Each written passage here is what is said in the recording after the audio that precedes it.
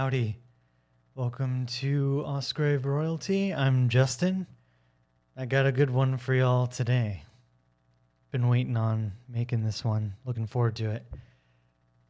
This is my little love letter to Stefan Molyneux. I definitely wouldn't be doing this channel without his influence, indirect influence, and has had a huge effect on my intellectual life. And forget Elon, forget Jordan Peterson, forget everyone you think you admire.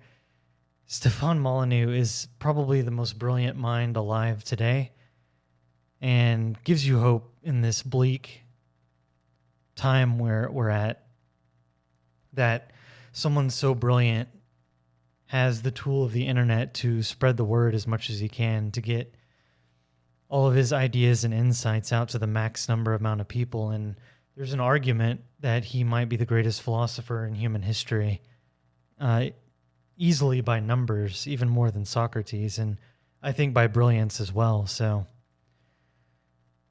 yeah. Stefan, if you're out there, thank you so much. So, with that out of the way, oh yeah, I've got the shirt, Freedomain Radio shirt. I think I'm one of the 10 people that bought it. It's in the very early days. I think he discontinued it. So the smart move may be to get this cleaned, in nice condition, and framed, but I don't know. I prefer to wear what I like. So, long time ago, I was a college student at Texas Tech. Just got done with my course and was heading into finally the strict philosophy classes. And I was really looking forward to finally going to classes that actually applied to what I was really interested in. And just for some context, I was homeschooled in high school. And I remember when I was playing Disgaea, the RPG, and around that time I came across some philosophy cassette tapes. Yeah, I'm that old. And it was The Giants of Philosophy, narrated by Charlton Heston. I still have them, by the way, and I think they're still available. They might even be on CD now. Wow. But I'll link them below if I find them. In any case, I was listening to those tapes while I was playing Disgaea. Good times. And I remember I didn't know anything about philosophy. This is the birth of it for me. My introduction. So I oh, I'm such a snob, but I looked through the collection and I picked the philosopher with the most complicated name. I think Kierkegaard was first and Schopenhauer was second. Jean-Paul Sartre had the googly eyes, so he might have been next. But anyway, I listened to those for a while. I just fell in love with the subject right away. I guess I would have been like 13, 14, maybe. And because I remember when I was 15, I got my first job at the daycare center. And I remember bringing along The World is Will and Representation by Schopenhauer to work to read occasionally. Yeah, I was that kid. For better or worse. Probably worse. Anyway. So while I was at Texas Tech, I was quite disheartened, quite dismayed to find out how cliquey philosophy was. Like the students and the teachers. Oh, you haven't read Kant's Critique of Pure Reason, 2nd edition?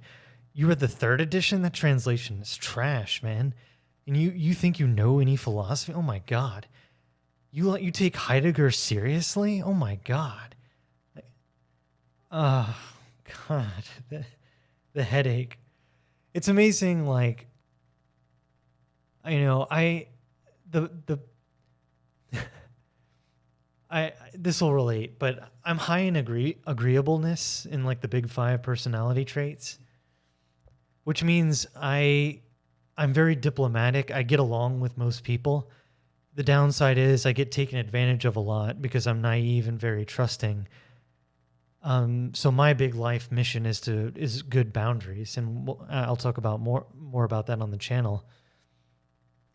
But I wouldn't trade it for anything. I mean, I'm kind of the unsung oil that keeps the machine going. I may not be the engine that powers the car, and I may not be the brakes that keep people safe, but I make it all function smoother. That's kind of the way I see my role. I'm like the bard in video games, as a friend described me.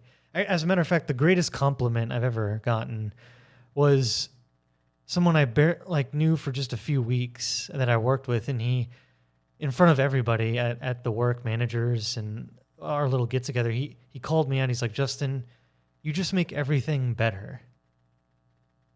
I was like, "Oh my God."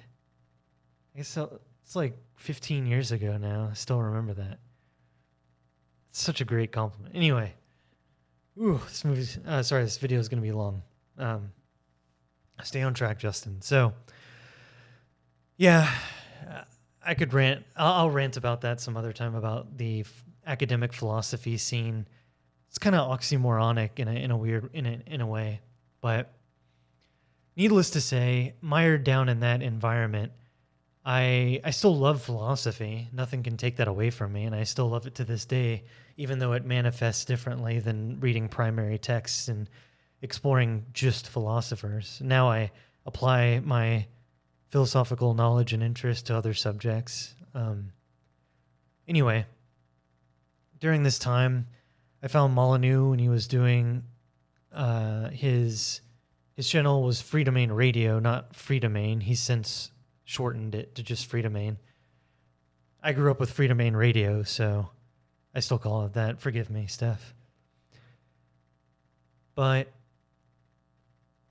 I found him when he was doing videos in his car. And yeah, I immediately resonated with him. Not just the brilliant insights, not just the ease at which he delivered them, but with also the clarity. And the clarity of communication in philosophy is equal to being very gentle and very empathetic with your viewer. Because it shows empathy to put so much effort into clear communication when discussing complex subjects. And this is something that really pisses me off in philosophy, or any subject really, when people throw out a bunch of bonkers nonsense run-on sentences filled with jargon and erudition, and your head is spinning and you're like, something profound was just said. I have no idea what he said, but it sounded very, very profound and deep. And I like Jordan Peterson, but I think he's guilty of that sometimes. And sometimes I'll listen to him and I'm like, what? And I read philosophy like for fun. I grew up doing that. And sometimes I get lost. What do you say? It sounded really brilliant and charismatic though. Damn. If only I could decipher what he said. Something about a whale and a dragon. But anyway, Steph, he's an amazing communicator, and yeah. Anyway, I'm rambling. So I began listening to him repeatedly, and he's a workhorse, man. I don't know how many videos he has now, like 50,000 videos or something over the 15 years or so. 20 years he's been doing this. I've lost track. No, 15, I think. I think he started in 04, 05, I think. But man, the guy just keeps going, and he's done documentaries, written all these books. Oh yeah, and he's a father, husband. Yeah, he's on Locals, by the way. Still going. Anyway, yeah, he was just a breath of fresh air, which, in the kind of stifling academic scene. Well, I have a little story here before I get into some of the key concepts that he made me aware of. And this channel's all about sending up that flare and finding those good ideas, and he has a ton. But as he's still going, you probably want to go check him out for yourself on Locals, and I'm not just going to cover Molyneux on this channel, of course. But anyway, here's my little story. So I had the same shirt on, and this was back when the world was a little bit more normal, and people still went places, and Stefan was in this kind of phase where he was doing a lot of live speaking, and it was before he was like mega popular. This was like when he was growing in popularity. And I was living in Houston at the time, and he went to Stephen F. Austin University to speak for like a libertarian student group conference. And I don't really get out much, so this was a great opportunity for me to check it out. And man, seeing Steph live, shake hands with him, all that. At the time, I had all his books. And I'm a Chad. I have them in hard copy. Screw that ebook, that soft ebook stuff. No, I got the hard copy. And I brought all the books, hoping to, yes, the selfish desire of getting them autographed, if I could. So, drove to Nacogdoches. I ended up not feeling too well. I was like lethargic, kind of just low energy for some reason, even though I was at the same time pretty amped about, like, obviously the event. And there were other speakers there, and I love ideas. I've always loved this stuff, but even I get antsy. I can't just sit and listen to it. I have to get up and do stuff, and the conference did wear on me in terms of like brain injection of knowledge and stuff. And it's just, got to have a break every once in a while. But there was a moment after Stefan spoke, and I remember he used the phrase, what was it? An exercise in pragmatic futility. God, that'd be a great name for a punk band. And he said something like that. I don't really recall. Anyway, whatever. So there was a time, like after he spoke, there was like an intermission, and I was like, awesome, this is my moment. This is my moment. And I'm high in agreeableness, but I was determined, like, throw all that out the window, be indiscreet, be wildly assertive, shove people out of the way, respectfully, discreetly. Do whatever you need to do to shake hands with this great man. You have all this gear, with all his books and hard copy in my backpack, and I got the shirt, came prepared. I don't get out much. This is my moment. So I get out there into the hallway, and it's funny. I saw a lot of people around him, and I'm like, okay, and the conference attendant, like the staff of the university helping to coordinate the event, starts tapping me on the shoulder. Excuse me, sir. We need to get back into the auditorium now. Okay, I say, okay. 30 seconds passes. I'm like, well, I need to have my moment here. So I didn't. That's just what I was thinking. I'm like, obviously, we both are seeing all the other people there, and he's going to make his rounds. He's not just going to stick with me, because that would be insane. Well, tap, tap. I don't know if you heard me. You need to get back into the auditorium. The event's about to start again.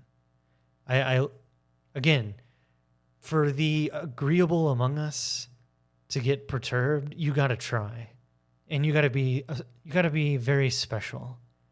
And I look at him, and I look at the other people. I look back at him. I raise my eyebrows. I look back at the other people. He's not getting it. Not getting it. All right. So I just ignore him. And he's on me, man. And I'm not responding. So out of character for me. And I know I want to return and I want to make things go smoothly. I'm here to be a team player. But you got to play fair, you know? The injustice of only bugging me and not anybody else riled me up. Anyway, so they're still talking. I can't find a moment. I'm about to, try and bust my way through and just force my way in, make a scene if I have to. But I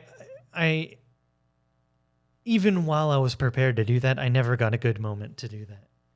And to this day, I've never spoken to him. I never made that moment happen. Teardrop. So sad. There was apparently a meetup afterwards, but like I said, I wasn't feeling up for it.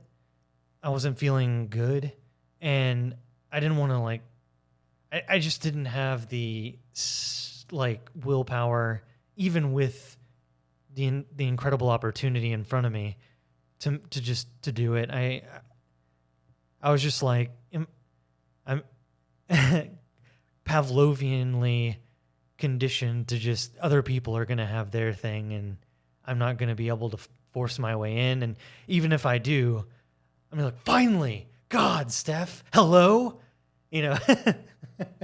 Talk about a great first impression. Everyone would be like, what's with him when they've been talking to him for like half an hour, oblivious. Anyway, yeah, oh well. One day. But yeah, that's my Molyneux story. I want to go through with the remaining time just some key things that I've gotten from him, and then I want to conclude with a quick note about why I don't listen to him much anymore. Hardly any, but I want to, but I'll get to that. So I'm gonna run down this list. If I had to unpack all of this, we'd be here forever. My camera would melt because of the length of time. So please forgive the rapid pace I go through this. Each one of these is a huge topic that could be a whole video series. But I gotta send up the flare to at least send you on your way to go find where these ideas are more extrapolated. So, all right, first thing, of course, is the awareness of what anarcho-capitalism is and what all is involved and how amazing and brilliant its philosophical foundations are. I want to talk more. I will talk more about this, guaranteed, on the channel. And I want to say, I'll say three things about it. One, it taught me about what real capitalism is and what it isn't. America right now is not a capitalist. If we have a government, we do not have capitalism. Think of lemonade stands, right? If I pay money for a lemonade and that's the end of the event, that is pure capitalism. I want the lemonade more than they want. I want the lemonade more than I want my money, and they want to give me lemonade. Sorry, they want to get my money more than they want to hold on to their lemonade. It's a win-win. That's the foundation of what capitalism is. In any of that, did I hear tax? No. Did I hear regulation, property permit? No. That's already not capitalism if you start introducing that stuff. So I'll leave that there. There's more to unpack, but that's already a huge revelatory insight if you follow it through. Next is that he said you can either, Stefan, he said, you can either have freedom or free stuff. And he's talking about the welfare state and people coming to America and like getting on welfare, He unpacked that you can't just step on America and then automatically inherit all its values and respect them. No, if you offer free stuff as a country, you don't know if they're coming for you or for the free stuff. It's like if you have a party and you have like an open bar for whatever for anybody, and it gets packed. Do they love you or do they love the free stuff? You don't know, but maybe you have a guess. So that's a big thing as well. And the welfare state is it's a cancer with a capital C, but that's for another time. We'll unpack that. Another thing is, it was the first introduction. He led the way to red pill manosphere issues, and I'm exposed to that. A lot of people think of, I don't know, maybe Kevin Samuels, maybe Rollo Tomasi, a lot of the luminaries in that space. But Molyneux was my introduction, and he was doing it in 2005, and with a philosophy bent. So he's interviewed Warren Ferrell. Warren Ferrell is one of my favorite human beings alive right now. The man is a treasure, and I'll talk more about him on the channel, of course, later. But anyway, talked about single motherhood and how it incentivizes bad behavior and just lack of responsibility and accountability and all of that. So I got introduced to all those issues, and so I there's more on this list, and I'm running out of time. So I'm going to keep going. But he also was the first one for me to hear about Bitcoin. And I didn't listen to him well enough. I'm not rich. If only I had listened to him, though. This was like, he was in the early days, man. So should have listened to him. Not that I had much money during those days, but I had enough. Also, he has a series called The Bomb in the Brain. It's worth tracking down. It's about how people don't get persuaded by facts and evidence. Typically, people make up their minds and then use facts to support their conclusions that had nothing to do with the facts in the first place. That was an oversimplification of his series. I would highly recommend checking it out. But again, it's like, why arguing? You gotta pick your battles, is all I'll say about that. Next, R versus K selection theory. Again, another revelatory paradigm of thought. It has to do with reproductive strategies in nature. R being the prey strategy, where you just breed and breed and breed. It's characteristic of prey species. And humans, typically R-selected people are very promiscuous, and they have a high sex drive because sometime in their childhood they got the message that life is short and you got to breed fast. That's the strategy. Whereas K is predator mating strategy. Very few number, very high skills, very vulnerable young that have to be trained. Very complex mating strategies. So obviously another huge revelatory idea. Other things. He had this great paradigm that I use now, or I keep in mind. I think it was I don't know who the original thinker of it is, probably back in the ancient Greece, but I know Peter Singer, the philosopher, had a tit for tat essay, a book on that. But Molyneux said, like, the way he likes to treat people is give people 10 out of 10 energy and then see what you get back and then treat them equally from there. That is a brilliant respect for your own boundaries and a high self-esteem way to operate in the world. And I can't tell you how many times I'm having the conversation for the both of us, and I'm an ambivert, really, but it's complicated. Needless to say, me trying to have a conversation for two people drains me fast. So I like this. I no longer feel bad when I just be quiet, when I've given it my best shot and they're not participating in the conversation. It's their problem. So I'd highly recommend that, especially for introverts who actually go out and try and then get ignored. Whew, that's rough. So another thing is dismantling arguments before they happen. He had a lot of great, I don't want to call them tricks or hacks, but they're legit philosophical. They're like micro arguments that if the other party accepts them, you no longer need to have the rest of the argument. Because, and it's a respect for them too, because you want to save them time. You don't want to argue in circles. That drains everybody, especially people watching it, if there are any. Another thing is compared to what? He always, as philosophers, he would say this, you got to always ask, compared to what? You're too nice. Compared to what? You're too this, you're too that. Compared to what? That's too aggressive. That's too, like, you got to find out compared to what. And I love that. And again, I'm oversimplifying. I'm moving fast. Forgive me. But it's a good question to ask yourself and others. Another philosophical concept called the coma test, which is that there can't be any moral imperatives. There can only be moral restrictions. Because if get rich was a moral good, then someone in a coma would be immoral. And that's unacceptable. That doesn't make any sense. So that's why there can only be like thou shalt nots, because that's the only way the coma test is passed, basically. Moving forward, the value of negotiation. I know what's his face, Never Split the Difference guy, is getting popular for all this, but I learned all those techniques from Molyneux about how valuable it is. Not necessarily the techniques, but the value of being a good negotiator. And that resonated with me, being very agreeable. I'm naturally very diplomatic, so I negotiate pretty well. It's something I've had to learn.